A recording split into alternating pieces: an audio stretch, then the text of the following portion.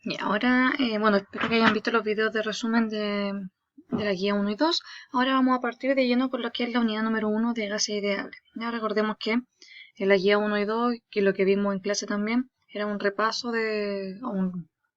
una introducción de estos conceptos que eran calor y temperatura, que obviamente van a ser útiles porque el ramo se llama termodinámica, así que tiene harto que ver con el calor y la temperatura. Entonces vamos a partir con esta unidad de gases ideales, pero para ello vamos a recordar en esta clase los conceptos que son bastante utilizados en química y por lo tanto ustedes deberían haberlos escuchado, haberlos utilizado, pero igual los vamos a definir desde el punto de vista de cómo lo vamos a ocupar nosotros, porque podrían quizás haber alguna diferencia con cómo ustedes lo tenían entendido, ¿ya? O la notación, de repente las letras que cambian. ¿Ya? Vamos a trabajar o vamos a recordar el concepto de mol, masa atómica y masa molar. Y vamos a terminar esta clase con un concepto, una introducción de lo que son los gases ideales. Y en la próxima clase, la próxima semana, vamos a ver cómo se comportan estos gases y las leyes que los rigen, ¿ya? Las leyes que rigen su comportamiento. Entonces, esta clase en general es más o menos cortita, ¿ya? Porque es de introducción. Partimos entonces con el concepto de mol, que como ustedes deberían saber, se habla de una unidad de medida que viene determinada por la cantidad de átomos que hay en 12 gramos de carbono 12. ¿Ya? A partir de ese elemento que es bastante común, el carbono 12, se define lo que es el mol. ¿Ya? No es que a alguien se le haya ocurrido definir un número porque sí, sino que se tomó el número de átomos que hay en 12 gramos de carbono 12. Y a partir de ese valor, que se sabe, ¿cierto?, que en 12 gramos de carbono 12 hay 6,02 por 10 elevado a 23 átomos, es que se define este concepto de mol.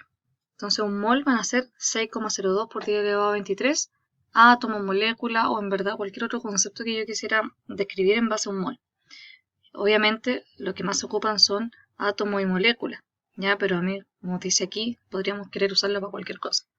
¿Ya? Pero obviamente no es la utilidad de este momento. Nosotros igual que en química lo vamos a utilizar sobre todo para los átomos.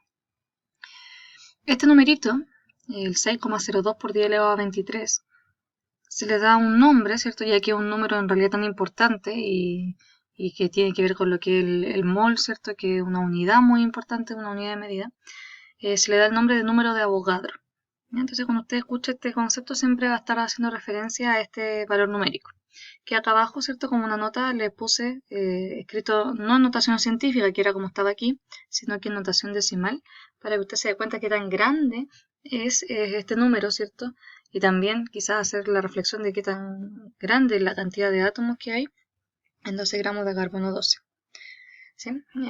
Es un número bastante extenso, difícil de leer incluso, ¿ya? Así que justamente por eso es que vamos a utilizar la notación científica mucho en este ramo en general todo el año. Así que ahí durante que vayamos haciendo los ejercicios, los ejemplos, voy recordando algunas cositas de la operación con notación científica, la operación con potencia, para que lo vayamos teniendo claro y no nos detengamos o no nos quedemos pegados en esas cosas, en esos detalles. Entonces, vamos a hacer unos ejercicios justamente. Este primero lo voy a hacer yo y estos otros dos están en la guía para que ustedes lo hagan, ¿ya? Después de ver este ejemplo. Entonces, dice, en una estrella hay 12,04 por 10 elevado a 46 átomos de helio. ¿Cuántos moles de átomos de helio hay? Entonces, como siempre, cuando yo quiero saber cuántas cosas de una caben en otra, la operación obviamente es sencilla y la operación que a uno se le debería ocurrir inmediatamente es la división. Yo quiero saber cuántos moles, o sea, cuánto de esta cantidad, ¿cierto? 6,02 por 10 elevado a 23, entran en este número de átomos que me están dando, para poder saber cuántos moles hay. Pues recordemos que esto era un mol. Entonces, la división, ¿cierto?, está hecha acá, y para resolverla puede sonar bastante sencillo al verlo, uno dice, lo voy a la calculadora, pero no siempre va a tener una calculadora científica quizá a mano, entonces tiene que saber hacerlo igual usted. Aparte que hay uno de los dos ejemplos que vienen acá abajo, que para que el que lo quiera hacer con calculadora se da cuenta que no lo puede hacer así de ponerlo una sola vez en la calculadora, porque la calculadora tiene su límite, tiene su cantidad de memoria y no aguantan cualquier número que no se le ocurra. Si es muy grande el número no lo aguanta, no se lo va a decir, le va a tirar un error. Y no es porque el ejercicio esté malo, sino que es porque el número es muy grande. Entonces hay que saber hacerlo a la manera paso por paso. Entonces acá, ¿qué es lo que uno tendría a ser, ¿cierto?, es tomar primero la parte que no tiene potencia, el 12,04 y el 6,02, y dividirlo. En este caso nos da 2. Y estas dos que son potencias, como son potencias de igual base, se aplica la propiedad de potencia que dice que en este caso, potencia de igual base que se están dividiendo, se restan los exponentes. Y 46 menos 23 nos queda 23. ¿Sí? Por eso nos queda como resultado 2 por 10 elevado a 23 moles. Esa sería la cantidad de moles que hay en toda esta cantidad de átomos que nos están dando. ¿Ya? Se fijan, el número se achica un poco y esa es la utilidad del mol. No darme un número tan grande, sino que acortarlo un poquito, acotarlo un poco, ¿cierto? Para que me sea más útil ocuparlo. Bueno, ocupando este mismo ejemplo, ustedes resuelven estos otros dos, que es básicamente lo mismo, pero con otros valores, con otros elementos. Así que si tienen alguna duda cuando hagan esto, vuelvan a revisar esta parte del ejemplo. ¿Ya? También está en la guía el ejemplo por si acaso.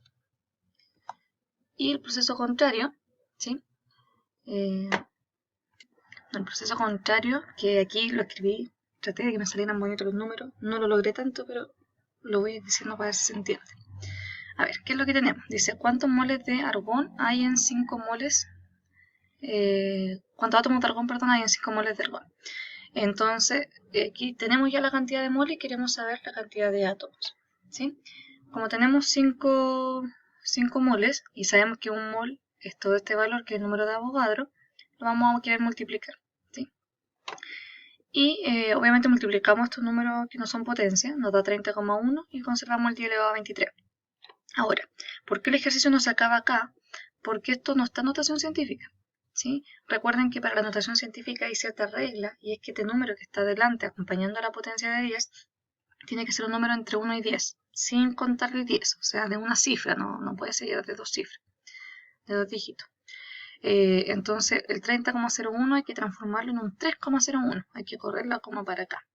Hay algunos que se le va a hacer sencillo darse cuenta que si yo corro la coma para acá, el exponente aumenta en 1. Pero para el que le cuesta un poquito más, aquí está el procedimiento paso por paso. Entonces el 30,01, escrito como notación científica, sería 3,01 por 10. Voy a detenerme aquí un poquito para que no queden dudas. 3,01 por 10 sería correr la coma para acá, me da 30,01. O sea, este es el mismo número, pero está escrito aquí en notación científica. Solo el 30,01.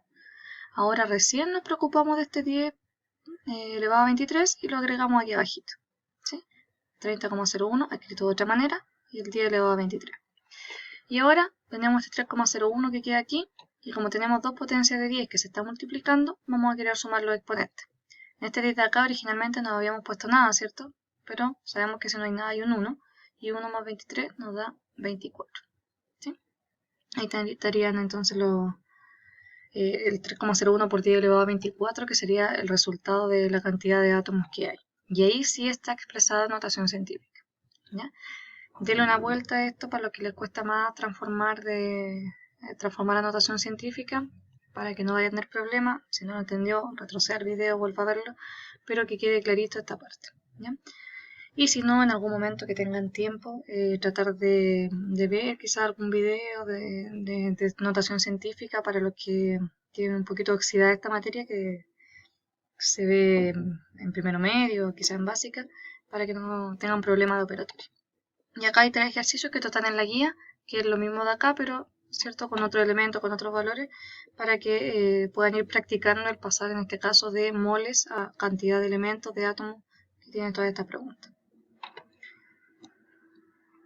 Después continuamos con el concepto de masa atómica, que también este es un concepto que viene de la química y que de hecho es un valor que se encuentra en los elementos de la tabla periódica. Esto tiene que ver con que si yo tengo un mol de carbón, un mol de helio, un mol de oxígeno, un mol de cloro, no va a tener siempre la misma masa. No porque sea un mol significa que tiene la misma masa. El mol, recuerde que se refiere a la cantidad de átomos en este caso que hay, ¿cierto?, en las sustancias, pero no a que tengan la misma masa. Entonces, aquí hay unos ejemplos que estos vienen de la tabla periódica, usted lo puede corroborar, que dice que un mol de carbono son 12 gramos, de helio son 4 gramos, un mol de O2 son 32 gramos. O sea, todos son un mol, pero como son de elementos distintos, tienen distinta masa. Bueno, esta masa que está aquí es la que se denomina masa atómica. Y que en la tabla periódica, aquí yo les puse un ejemplo, ¿cierto? Bueno, usted puede encontrar el número atómico, el símbolo, el nombre del elemento y este valor de aquí es la masa atómica. No siempre está distribuido así, a veces se lo ponen acá arriba, ¿cierto? Pero siempre está en alguna parte de la tabla periódica el valor de la masa atómica. Generalmente es en la parte de abajo o en la parte del extremo superior derecho, ¿sí? Así como el número atómico de repente lo ponen aquí. Pero ojalá no confundirse, son bastante reconocibles todos los valores, no tendrían por qué confundir. ¿Ya? Y aparte esto también es algo que usted conoce. Entonces, masa atómica, vuelvo a repetir, se refiere, ¿cierto?, a la masa que hay en un mol de cada uno de los elementos, que es diferente para cada elemento. Y la masa molar, que también deberían conocerla de química, corresponde a la masa que hay por cada mol, ¿ya? Y se simboliza con la letra M mayúscula. Cuando decimos la masa por cada mol, nos sale al tiro la forma en que lo vamos a tener que calcular. La masa por dividido, ¿cierto?, el número de moles. Entonces, ahí decimos la masa por cada mol. Aquí está escrito, pero de forma abreviada nomás, masa y número de moles. Y obviamente un detalle importante también es la unidad de medida. Como ustedes sabrán, ¿cierto?, la gran mayoría de los libros, de las clases que ustedes han tenido de química se ocupa en gramos mole, ¿sí? Que si bien no es la del sistema internacional, históricamente la unidad de medida utilizada para este concepto. Pero si queremos irnos ya a lo técnico, en el sistema internacional ustedes saben que la unidad de masa no es gramos, sino que es kilogramos, y por lo tanto kilogramos partido por mol sería la unidad de medida en el sistema internacional para la masa molar. Y para ir terminando con esta clase, que como les había contado era relativamente cortita, vamos a dejar definido lo que es un gas ideal, ¿ya? Nosotros dentro de esta unidad vamos a estudiar las variables de volumen, presión, temperatura y número de moles en los gases, ¿ya? Solo esas 4 variables, y vamos a ir viendo cómo varían una en función de la otra, o sea, si aumenta el volumen, qué pasa con la presión, y así con todas las combinaciones que pudiéramos hacer para lograr establecer una ecuación de estado que se va a llamar, que nos va a describir cómo se comporta un gas ideal, ¿ya? Justamente de ahí viene la definición de lo que es un gas ideal, y es que bajo ciertas condiciones, que son bajas presiones y temperaturas, hay gases que se consideran ideales cuando sus variables, ¿cierto?, que son estas 4 que mencioné acá arriba, se pueden escribir como una ecuación de estado, que eso ya lo vamos a ver en la próxima clase, que es una ecuación de estado y cómo es la ecuación de estado para un gas ideal. Si quieren, así como tarea de investigación cortita para la próxima clase, tratar de averiguar qué es una ecuación de estado, ¿ya? Para que quizás se le haga más sencillo entenderlo la próxima clase, en el próximo video. Algunos ejemplos cotidianos de lo que es un gas ideal son el aire atmosférico, el oxígeno, el helio, el hidrógeno, el neón, ¿ya? Obviamente siempre que hagamos ejercicio les voy a decir cuál es el gas ideal con el que estamos trabajando, pero importante, ¿cierto?, tener claro que estos son ejemplos bastante cotidianos, como el aire, por ejemplo, el oxígeno, que son ejemplos de gases ideales, o sea que lo vamos a poder describir con esta ecuación de estado que vamos a trabajar, ¿ya? Bueno, eso con esto, la idea es que procesen un poquito de esto, hagan la guía, contesten las preguntas. Al final de la guía hay un link a un test del formulario de Google. Es bien cortito, son 7 preguntas, si no me equivoco, coloqué, así que por favor tratar de contestarlo. La idea es que hagan la guía primero, ¿ya? Son muy parecidos los ejercicios, pero es para que primero practiquen con la guía y de ahí hagan este test como un modo de que ustedes vayan viendo si van bien, si hay algo que no han entendido, porque el test al final les va a decir al tiro, después que usted lo termine y lo entregue, cuál estuvo buena, cuál estuvo mala. Por si acaso el test no es con nota, ¿ya? Así que háganlo con toda la libertad, si se equivocan no hay problema. De hecho, si quiere lo puede volver a intentar. Ahora, no tiene ninguna gracia porque, insisto, no es con nota, así que a mí me queda el registro de todas las veces que usted lo hizo, así que si lo hace una vez le va a decir al tiro cuál está mala, así que no tiene sentido que lo vuelva a hacer, pero si quiere lo puede hacer también. Y también le puede llegar una copia a sus correos para que le quede a usted el respaldo de lo que respondieron en ese test, en que se equivocaron, que estaba bueno. Así que por favor traten de hacerlo, así yo igual voy viendo que ustedes van trabajando en la asignatura. Y eso, ánimo con el resto de sus clases y nos vemos la próxima semana cuando les suba otro video.